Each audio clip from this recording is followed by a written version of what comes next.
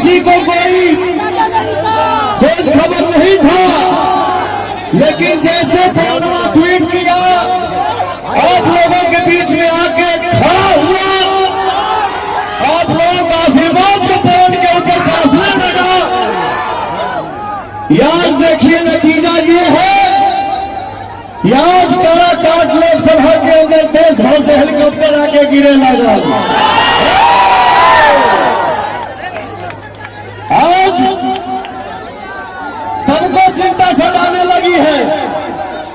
क्यों भाई? काराकाट में एगो पवनवा ऐसा लड़का खड़ा बा, चुनावी माहौल में सबके दिमाग डगमगा गएगा।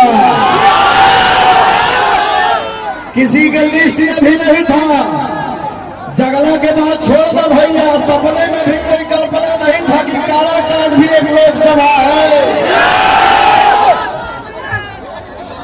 मैं इतना बता दूं, कल भी महाभारत में अभिमन्यु अकेला था। भाई आराम से हो, आराम से आराम से आराम से। कल भी महाभारत में अभिमन्यु अकेला था। कृष्ण के होते हुए बाबू आराम से, बाबू लोग आराम से, आराम से शेर उतारो, आराम से आराम से। दोनों भक्कर दोनों हमारी वाले के बाबू आराम से आराम से आराम से।